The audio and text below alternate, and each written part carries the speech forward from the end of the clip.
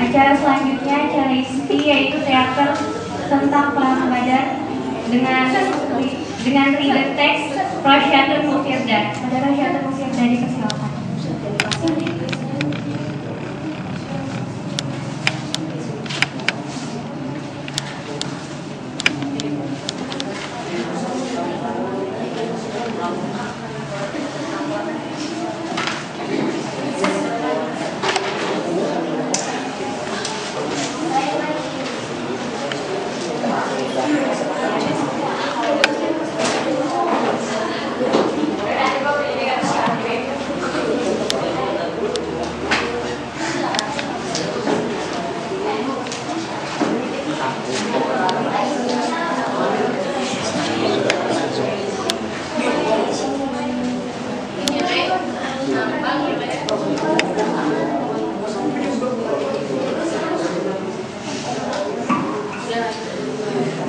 Assalamualaikum warahmatullahi wabarakatuh.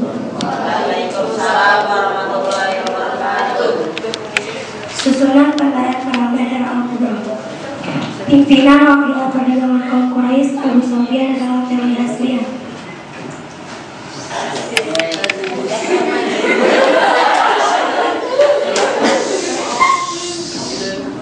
Kurir Quraisy atau Damdam bin Amr adalah delapan.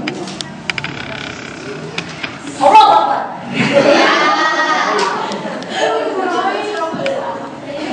Kaum Quraisy adalah Meli, Putri, Syafia, Elita, Afni, Syair, Ilham, dan Liti.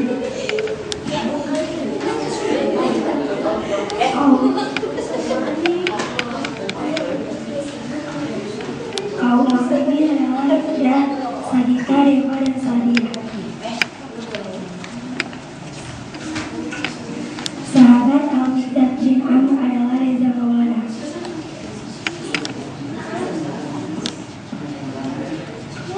Sahabat Sa'ad bin Mu'adz adalah Rahmat Zaki Hibatullah. Abu Jahal adalah Muhammad Rifai. Sahabat Habab bin Munzir adalah Lutfi Ridjoko. Abu Bakar adalah Waryono dan Umar bin Khattab adalah Muhammad Rafi.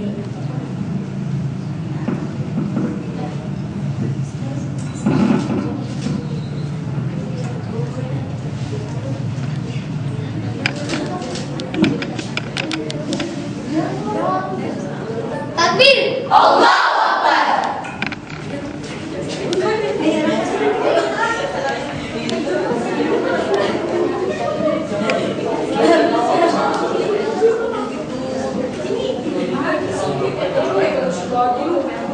Oh iya, kalau dapat. Kalau yang sekarang nggak dapat.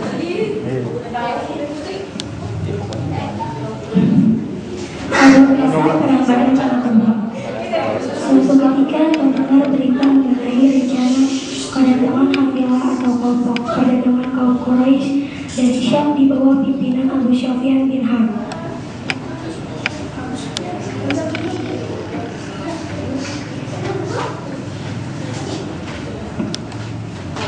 Rasulullah SAW mengajak kaum muslimin langsung di bawah komando beliau untuk menjaga dan merampas kafilah tersebut dengan dalih sebagai ganti atas kekayaan mereka yang dirampas oleh kaum musyrikin di Mekah. Anjuran Rasulullah SAW ini hanya disambut oleh sebagian kaum muslimin karena sebagian yang lain menyangka tidak akan terjadi peperangan. Di tengah perjalanannya menuju ke Mekah, Abu Sufyan mendengar bahwa kafilahnya akan dihadang oleh kaum muslimin. Di mana? Unsur. Koi. Mana? Zam-zam. Iksan bilang apa? Nah, koi.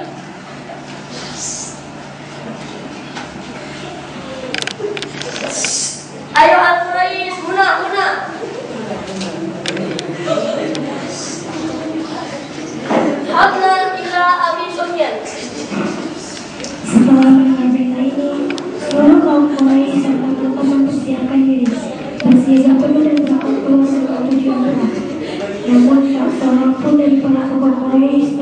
yang tertinggal dari keberangkatan pasukan yang berjumlah sekitar 1.000 personel ini. Sementara itu, menurut riwayat Ibnu Ishaq, Rasulullah SAW bersama 340 sahabatnya pada suatu malam di bulan Ramadan dalam membawa 70 ekor unta. Setiap ekor unta ditunggangi secara bergantian oleh 2 atau 3 orang. Mereka tidak mengetahui akan keberangkatan bantuan kaum Quraisy tersebut. Pada saat itu, Hafilah Abu Sufyan berhasil harus meninggalkan dan menyusuri mata air Badar.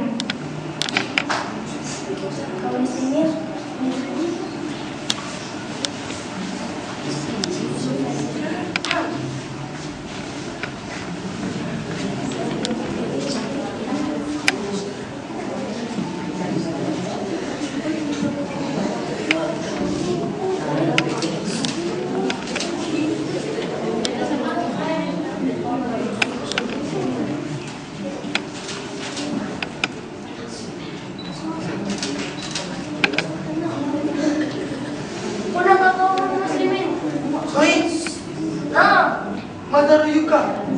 Imsilat tarik ura.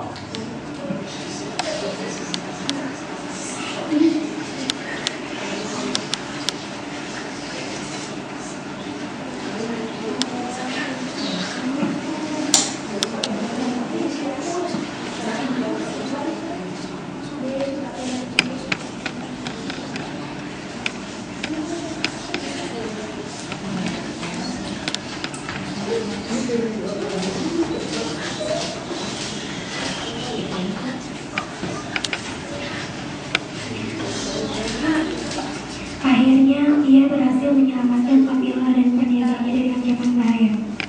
Setelah mendengar berita keberangkatan kaum Quraisy, Rasulullah SAW segera meminta pandangan dari para sahabatnya.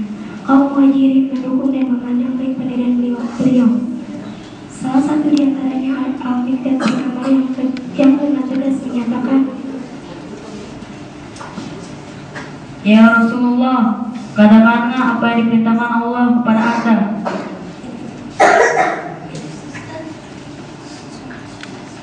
Akan tetapi Rasulullah SAW memandang para mereka dan berkata, "Kamu-kalah pandangan kalian kepadaku, wahai manusia." Sa'ad bin Mu'adz menjawab, Demi Allah, tampaknya Anda menghendaki sikap kami, wahai Rasulullah. Kami telah beriman kepada Anda dan kami pun membenarkan kenabian dan kerasulan Anda. Kami juga telah menjadi saksi bahwa apa yang Anda bawa adalah benar. Atas dasar itu, kami menyatakan janji dan kepercayaan untuk senantiasa taat dan setia kepada Anda. Demi Allah, seandainya Anda menghadapi lautan dan terjun ke dalamnya, kami pasti akan terjun bersama Anda.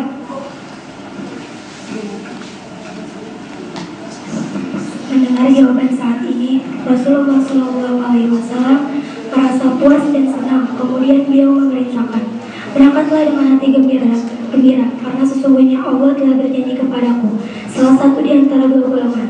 Demi Allah, aku selalu melihat tempat-tempat mereka bergelimpangan." Setelah itu, Rasulullah SAW mulai mencari berita tentang pasukan Quraisy melalui para intel yang disebarkannya, sehingga kaum muslimin mengetahui bahwa berjumlah sekitar 900 atau 1000 dan bahwa mereka datang disertai oleh seluruh tokoh kaum musyrikin. Sebenarnya Abu Sufyan telah mengirim kurir ke Mekah memberitahukan bahwa kafilahnya telah selamat. Akan tetapi Abu Jahal tetap berserikat untuk melanjutkan perjalanannya sembari mengatakan,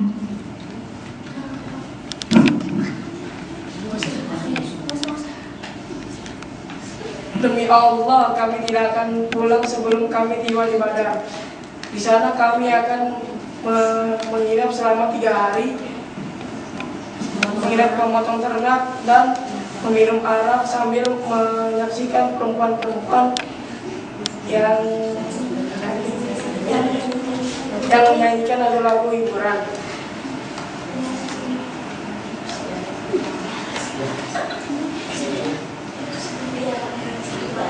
Biarlah seluruh orang Arab tahu tentang perjalanan kita semua dan seluruh kaum muslimin takut dengan kita selama-lamanya. Mereka kemudian bergerak sampai tiba di pinggir seberang Badar. Sedang Rasulullah Shallallahu Alaihi Wasallam telah tiba di pinggir lembah seberang lain dalam posisi hampir berhadapan melawan dekat mata air Badar.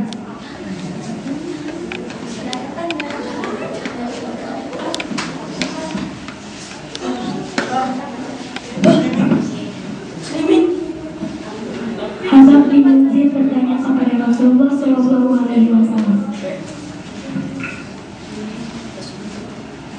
Ya Rasulullah, apakah dalam memilih tempat ini Anda menerima wahyu dari Allah Subhanahu wa Ta'ala yang tidak dapat diubah lagi, ataukah berdasarkan tipu muslihat peperangan?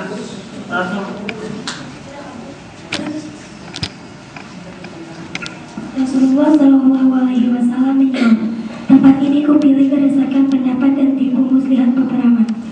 Al-Habab mengusulkan, Ya Rasulullah, jika demikian, ini bukan tempat yang tepat. Ajaklah pasukan ke tempat air yang terdekat dengan musuh. Kita membuat kubu pertahanan di sana dan menggali sumur-sumur di belakangnya. Kita membuat kubangan dan kita isi air hangat penuh. Dengan demikian, kita akan berperang dalam keadaan mempunyai persediaan air minum yang cukup. Sedangkan musuh tidak akan memperoleh air minum. Rasulullah Shallallahu Alaihi Wasallam menjawab, pendapatmu sungguh baik. Rasulullah Shallallahu Alaihi Wasallam kemudian bergerak dan pindah ke tempat yang diusulkan oleh Al-Habab. Ya Rasulullah, bagaimana kalau kita membuat kemah untukmu sebagai tempat perlindungan dengan datang supaya tidak terjadi apa-apa? Nabi Shallallahu Alaihi Wasallam dapat kembali dengan mudah selamat kepada kaum muslimin di Madinah, dan agar mereka tidak lemah semangat karena ketidakberadaan Nabi Shallallahu Alaihi Wasallam di antara mereka. Usulan ini disetujui oleh Nabi Shallallahu Alaihi Wasallam. Rasulullah kemudian menenangkan jiwa para sahabatnya dengan adanya dukungan dan pertolongan dari Allah Subhanahu Wa Taala. Sampai-sampai Rasulullah Shallallahu Alaihi Wasallam menegaskan kepada mereka, di sini tempat kematian simpulan dan simpulan dari kaum musyrikin. Seraya sertakan telapak tangannya di atas tanah.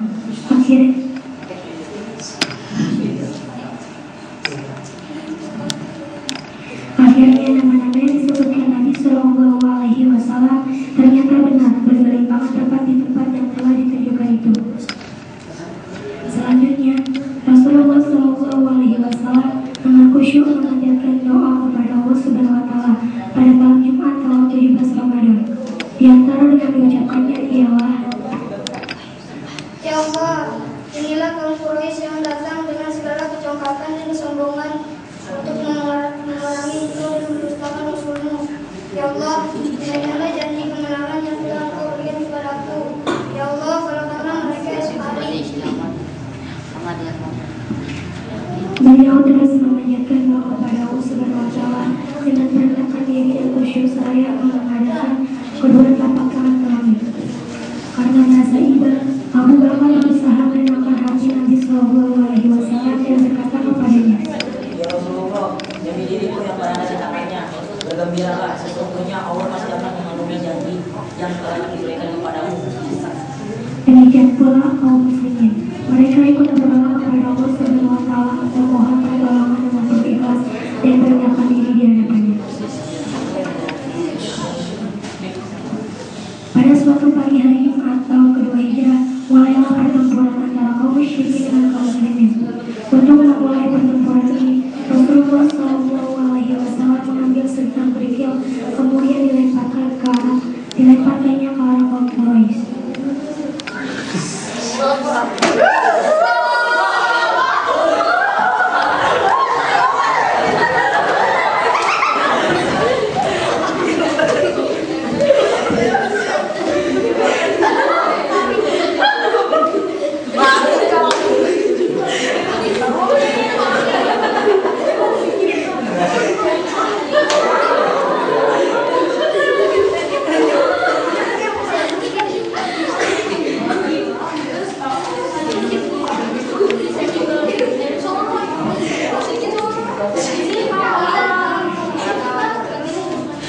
Akhirnya peperangan dimenangkan oleh kaum muslimin dengan kemenangan yang besar.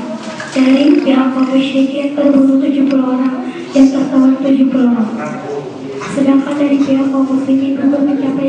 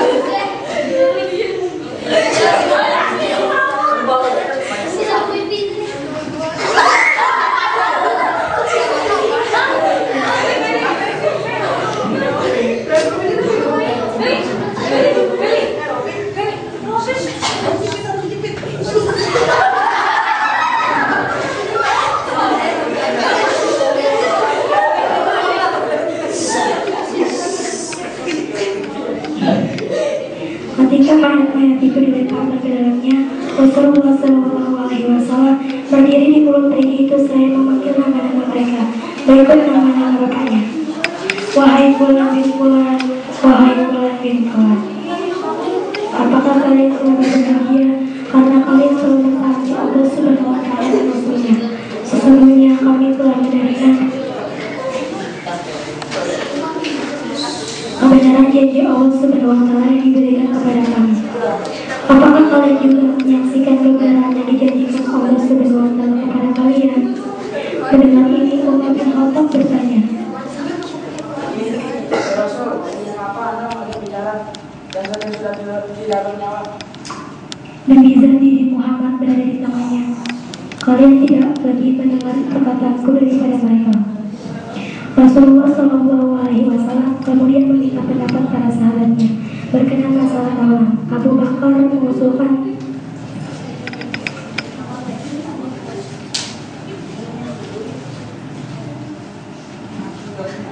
Ya Rasulullah, bagaimana kita membiasakan dengan cara mengambil keputusan dari mereka sehingga keputusan itu diharapkan menjadi pemasok kekuatan material bagi kaum muslimin. sementara itu Umar bin Khattab mengusulkan, Ya Rasul, bagaimana kawan-kawan ini kita bunuh saja? Nabi SAW cenderung kepada pendapat dan usulan Abu Bakar yang memberikan belas kasihan kepada mereka dan mengambil tebusan. Akhirnya pendapat ini pun dilaksanakan oleh Nabi SAW. Akan tetapi beberapa ayat Al-Quran kemudian diturunkan menegur kebiasaan Nabi SAW tersebut. Seharusnya Nabi SAW mendukung pendapat Umar.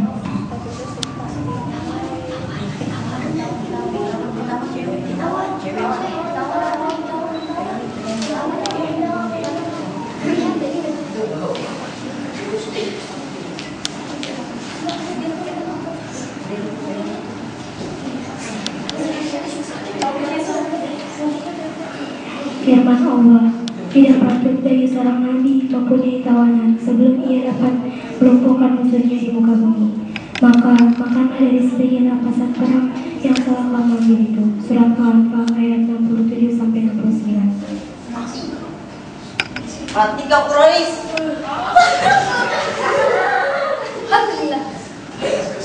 Demikianlah bisa perang Badar Al-Kubra.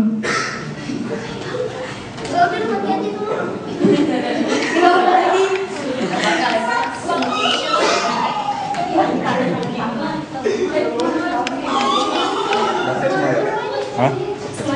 Ada yang selamat ya. Selamat ya Allah.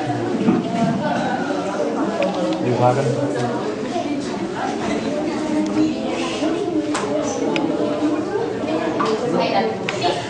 Sistem ini baru. Ini punya ikan.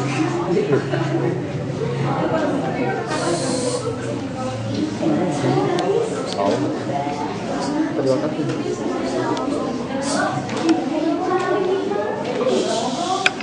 Beberapa hikmah yang bisa kita ambil dari perang Badar tahun ini adalah: 1.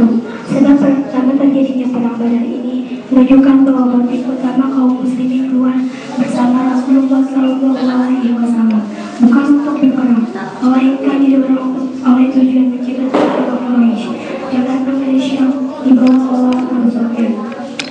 Allah Subhanahu wa Ta'ala menghendaki dunia akan rampasan perang dan kemenangan yang lebih besar bagi para hambanya.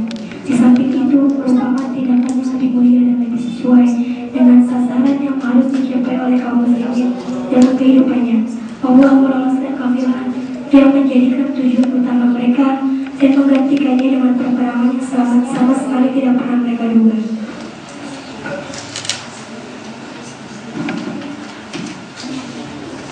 Hal ini merupakan tarbiyah ilahiyah bagi kaum muslimin yang dengan jelas tampak tergambar dari firman Allah Subhanahu wa Ta'ala. Dan ingatlah ketika Allah menjanjikan kepadamu bahwa salah satu dari dua golongan yang kamu hadapi adalah untukmu, sedangkan kamu menginginkan bahwa yang tidak mempunyai kekuatan senjatalah yang untukmu, dan Allah menghendaki untuk membenarkan yang benar, membuktikan kebenaran dengan ayat-ayatnya dan memusnahkan orang-orang kafir. Surat Al-Anfal ayat ke-7.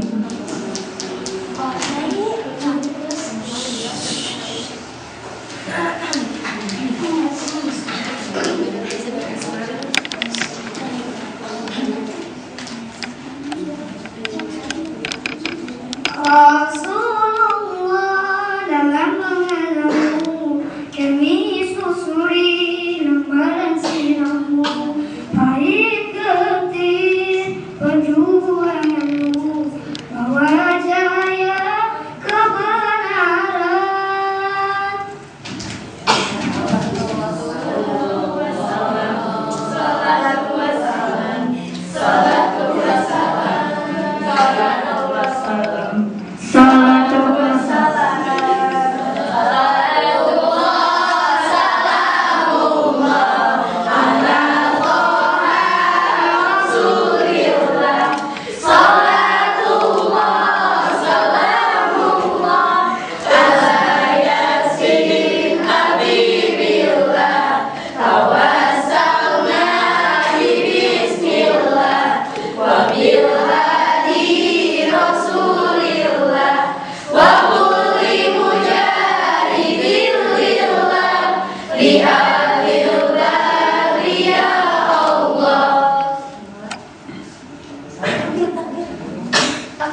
Allah